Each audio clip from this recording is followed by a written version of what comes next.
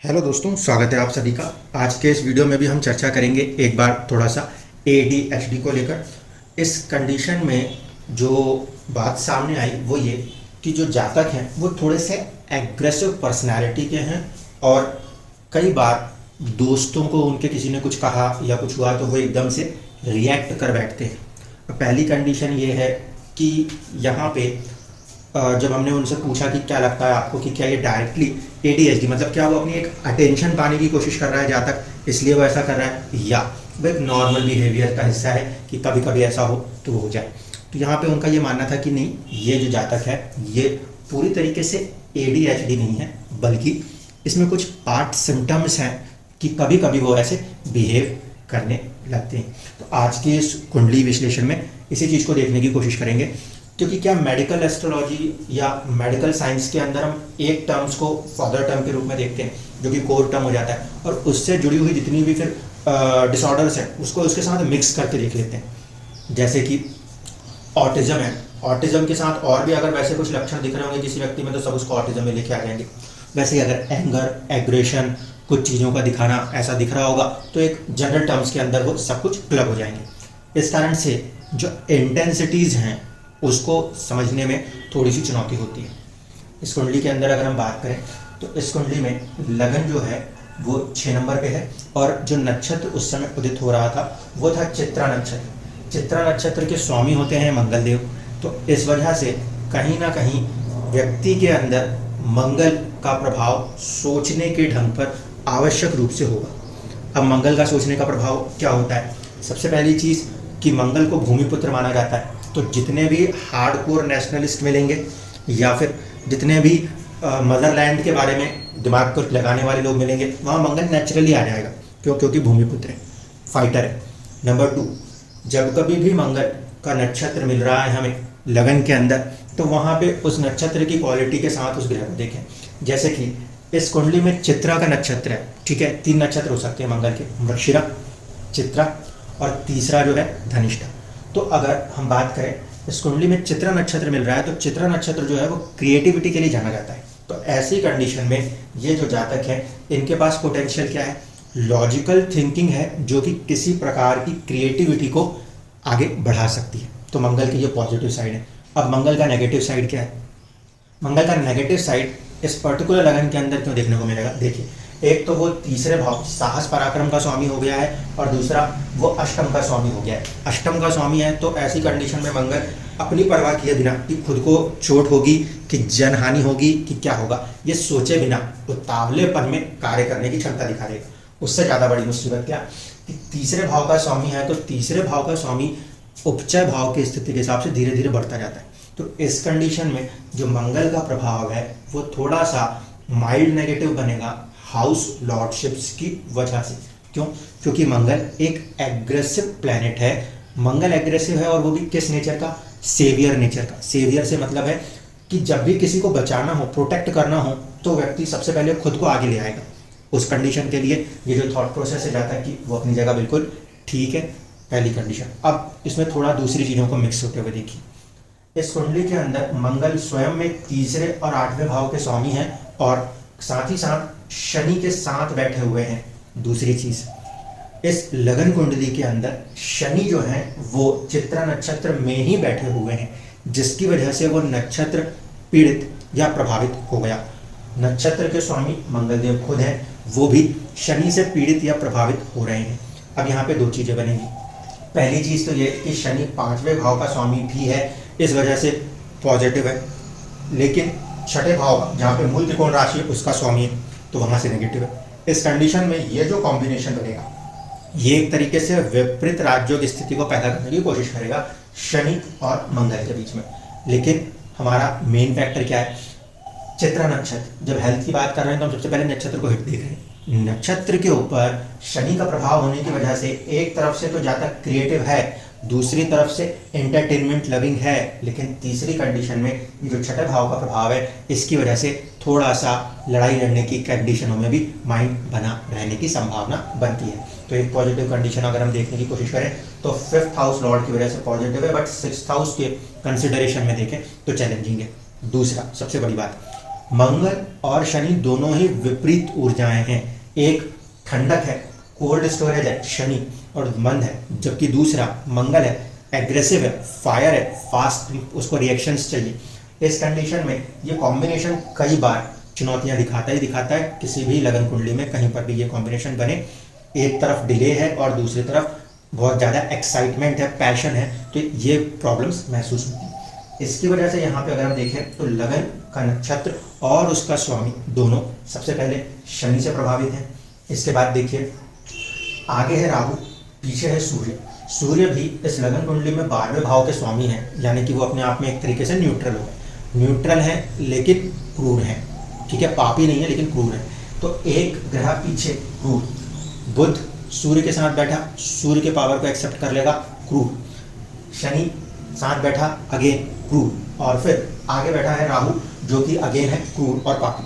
शनि और राहु को हम पापी और क्रूर दोनों मानते हैं। ऐसे स्थिति में ये जो भाव है, सेकंड हाउस है, ये पापकत्री के मध्य बना हुआ है और मंगल उस पापकत्री के मध्य में जाके बैठ गया है, जिसकी वजह से कहीं ना कहीं वो जो मंगल है वो पीड़ित भी हो रहा है और प्रभावित भी हो रहा है। ये कंडीशन प्लस राहु की जो प्लेसमेंट है वो 8 नंबर की राशि में होने के कारण जो डिस्पोजिटर है यानी कि मंगल, उसके ऊपर राहु का एक प्रभाव है।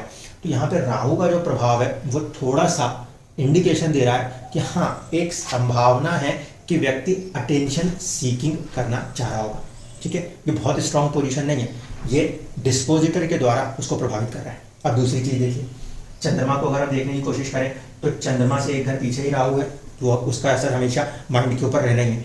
दूसरा, चंद्रमा पूर्व फाल्गुनी नक्षत्र में है और राशि जो है वो गुरु की है, धनु राशि। राहु का संबंध गुरु से सीधे दृष्टि संबंध है, राशि को प्रभावित कर रहा है या राशि स्वामी को प्रभावित कर रहा है। दूसरी तरफ ये जो पूर्व फाल्गुनी नक्षत्र के स्वामी है शुक्र, उसके ऊपर भी राहु का संबंध है।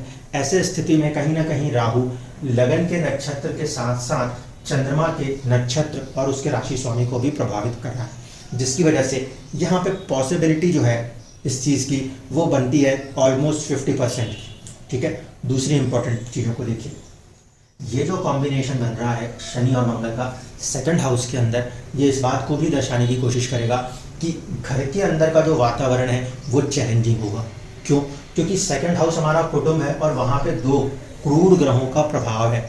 ऐसी स्थिति में जब सेकंड हाउस इस तरीके के ग्रहों से प्रभावित होता है तो पहली कंडीशन ये होती है कि जब तक अपने घर से दूर हटके रहे और वहाँ से वो अपने आप को विकसित करे। एक चीज़ और पहले बताता हूँ, फिर वापस इस पॉइंट पे आऊँगा। चंद्रमा से अगर हम देखें, चंद्र कुंडली से देखें, तो जो उनकी बात है वो ये थी कि दोस्तों के लिए लड़ झगड़ लेता जाता है। चंद्रमा से 11वें भाव में ही ये योग बना हुआ है, तो मन के ऊपर जो प्रभाव है वो ये कार्य कर रहा है और वहाँ का जो स्वामी है वो चंद्रमा से 8वें घर में जाके बैठा है। इस वजह से भी मन के ऊपर दोस्तों को लेकर एक प्रभाव नेचुरल है, जिसकी वजह से वो एक्ट या रिएक्ट कर सकता है। ये कंडीशन तो यहाँ क्लियर हुई।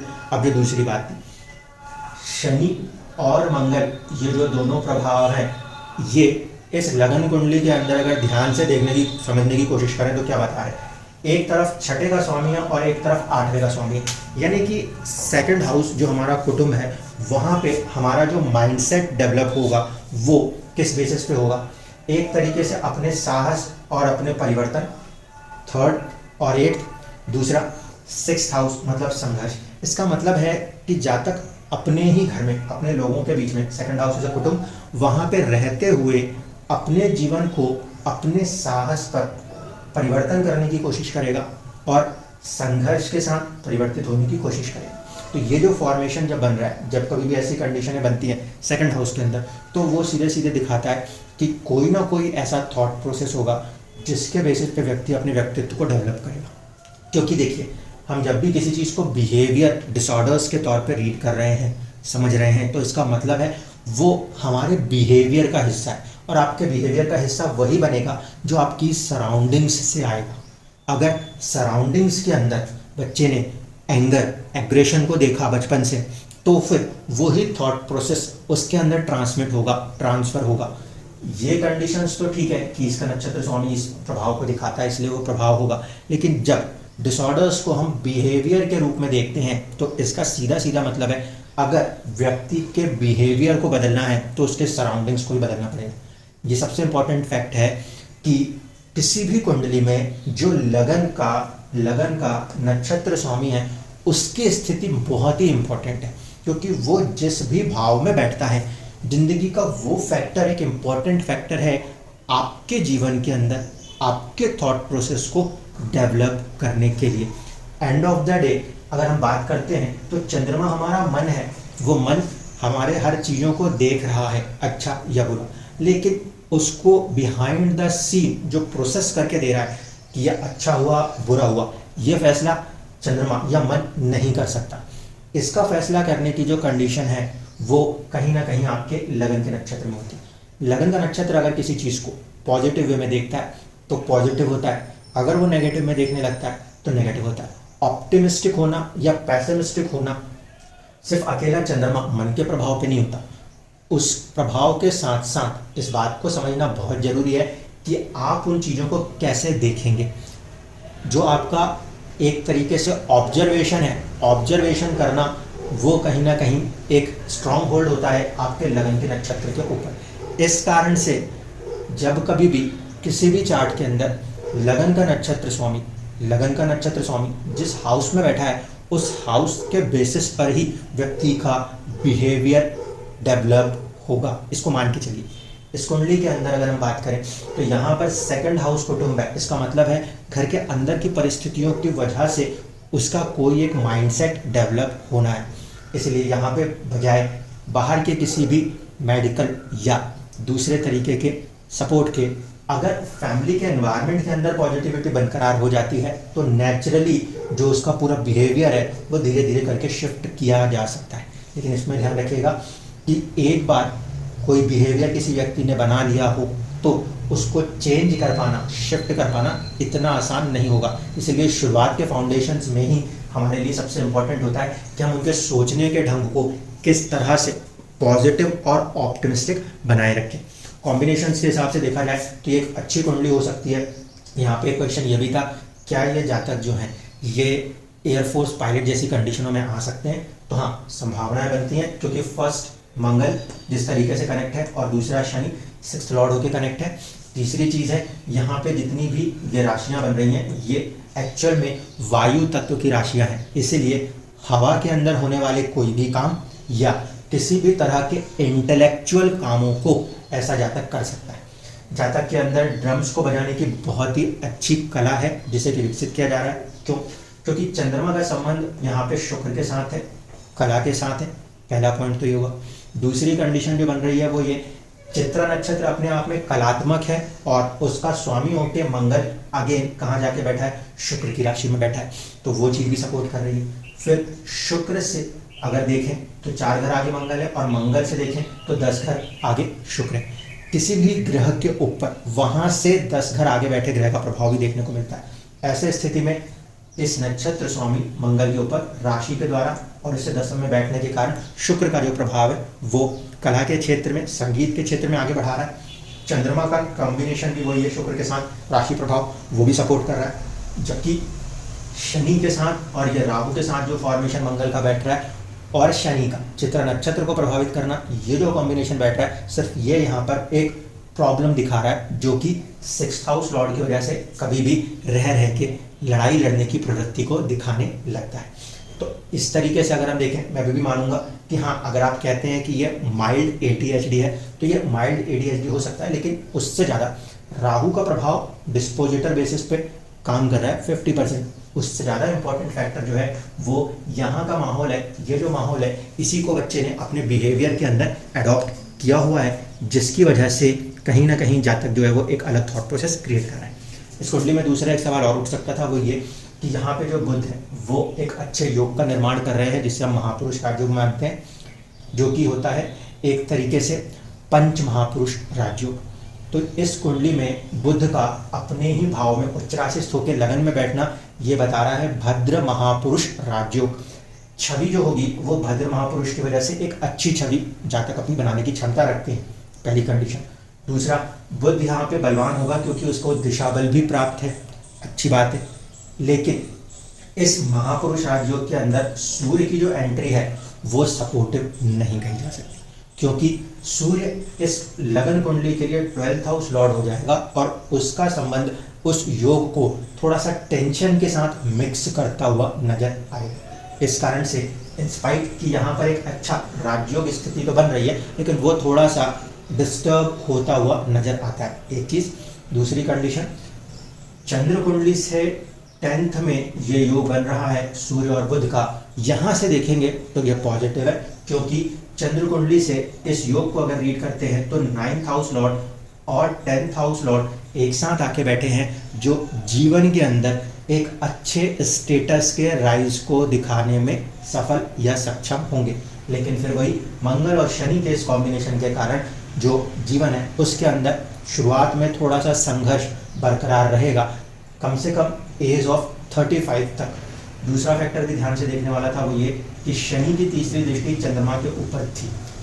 तो जब हम मेडिकल एस्ट्रोलॉजी लगाते हैं तो हम यही देखते हैं रोग के कारक ग्रहों का प्रभाव हमारे लगन और हमारे चंद्र लग्नों के ऊपर किस तरह प्रभावित कर रहा है, और वो उसे कितना फोर्टिफाई कर रहा है या वो कितना उसको डिस्टर्ब कर रहा है। इस बेसिस पे अगर हम देखें तो इस चार्ट के अंदर भी सर्टेन कॉम्बिनेशंस ऐसे हैं जो इस बात को दर्शाते हैं, अगर काफ़ी बेहतर तरीके से इस बच्चे को राइज कराना है तो इसको फैमिली से थोड़ा सा दूर हट के किसी एनवायरनमेंट में अपने आप को राइज करना चाहिए, जो कि एक बैलेंस एनवायरनमेंट होगा, या फिर शुक्र से प्रभावित जगह पर व्यक्ति रह के अपने आप को ज़्यादा बेहतर तरीके से विकसित कर पाएगा। धन्यवाद।